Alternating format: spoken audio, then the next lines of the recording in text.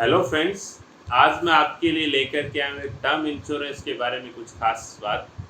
Term insurance जब भी अपने लेते हैं तो दो तरीके की एलिजिबिलिटी चेक होती है, एक फाइनेंशियल एलिजिबिलिटी और एक मेडिकल एलिजिबिलिटी। यानी मेडिकल करवा के इंश्योरेंस कंपनी ये चेक करती है कि आपका स्वास्थ्य कैसा है, और अगर स्वास्थ्य सही होता है तो पॉलिसी इशू करती है। और फाइनेंशियल एलिजिबिलिटी में यह देखती है कि आपकी इनकम उसके एलिजिबल है कि नहीं है।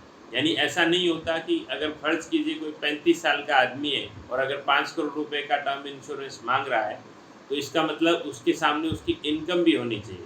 यानी 35 साल के आदमी को 20 से 25 गुना तक इंश्योरेंस मिल सकता है। अगर 5 लाख रुपए इनकम है तो 1 करोड़ से 1.5 करोड़ रुपए के बीच में टर्म इंश्योरेंस मिल सकता है। लेकिन अगर 2 करोड़ या 3 करोड़ रुपए का टर्म इंश्योरेंस मांगेंगे तो उनको नहीं मिलेगा। इसको फाइनेंशियल एलिजिबिलिटी बोलते हैं। तो ऐसा बहुत बार देखा गया है कि बहुत सारे लोगों की फाइनेंशियल एलिजिबिलिटी नहीं बनती है। यानी आईटीआर के अंदर उनकी इनकम कम होती है, जबकि वो टर्म इंश्योरेंस में सम एश्योर्ड ज़्यादा चाहते हैं। तो इसके लिए क्या तरीका है, एक फाइनेंशियल सैरोगेट इनकम प्रूफ आता है, उसको अगर साथ में लगा दिया जाए तो वो आपकी एलिजिबिलिटी बन जाती है। इसके बारे में डिटेल से बात करते हैं। उससे पहले आपको एक क्विक रिमाइंडर कि अगर अभी तक अगर आपने मेरे यूट्यूब चैनल को सब्सक्राइब नहीं किया है तो सब्सक्राइब कर लें, क्योंकि हर हफ्ते पर्सनल फाइनेंस से जुड़े हुए 1 से 2 एजुकेशनल वीडियो मैं आपके लिए लेकर के आता हूँ। तो आइए समझते हैं सैरोगेट्स क्या होते हैं। सैरोगेट्स इनकम प्रूफ होते हैं। फ़र्ज कीजिए आपकी इनकम है 4 लाख रुपए और आपकी उम्र है 35 साल। अब आप चाहते हैं 1 करोड़ रुपए का बीमा, तो ज़्यादातर इंश्योरेंस कंपनियां ये कहती है कि आपकी इनकम 5 लाख रुपए होनी चाहिए, तभी आपको 1 करोड़ रुपए का बीमा या टर्म इंश्योरेंस मिलेगा।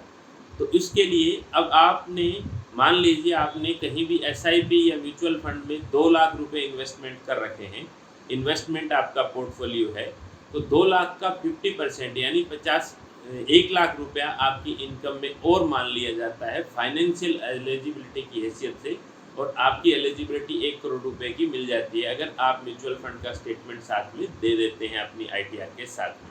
दूसरा क्या प्रूफ लगा सकते हैं, अगर आपके खुद के नाम से कोई कार है या आपके स्पाउस के नाम से कोई कार है और वो कार 5 साल से पुरानी कार नहीं है, तो आप उसका आरसी कॉपी और आईडी इंश्योरेंस कॉपी दे सकते हैं। और इंश्योरेंस कॉपी में जो भी गाड़ी की वैल्यू है, यानी इंश्योर्ड डिक्लेयर्ड वैल्यू आईडी भी है, उसका 2 टाइम्स, यानी मान लीजिए अगर आपकी इनकम आईडीवी कार की 2 लाख रुपया है तो आपकी 1 लाख रुपया इनकम आपके और ऐड हो जाएगी, जिसको फाइनेंशियल एलिजिबिलिटी में कंसीडर कर सकते हैं। तीसरा फाइनेंशियल सैरोगेट्स हो सकता है आपका क्रेडिट कार्ड का स्टेटमेंट।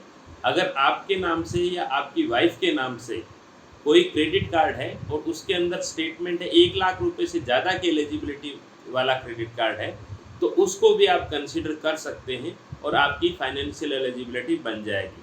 चौथी जो चीज़ है वो है आपके पास बैंक स्टेटमेंट। बैंक स्टेटमेंट पिछले 1 साल का आपने बैंक स्टेटमेंट दिया, उस स्टेटमेंट के अंदर आपने सेल्फ अटेस्टेड कर दिया और मैनेजर का सील और साइन आपने लगवा करके दे दिया बैंक से।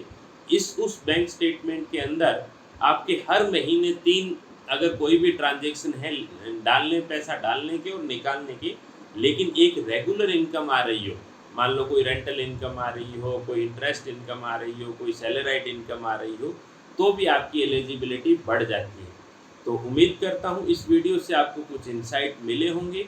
और अगर आपकी फाइनेंशियल एलिजिबिलिटी, आपको कोई भी इंश्योरेंस कंपनी इस बात के लिए मना कर रही है कि आपकी इनकम कम है इसलिए आपको टर्म इंश्योरेंस का सम एश्योर्ड जो है वो इतना नहीं दिया जा रहा, तो आप फाइनेंशियल सैरोगेट साथ में प्रोवाइड करवा दीजिए और आपकी एलिजिबिलिटी बढ़ जाएगी।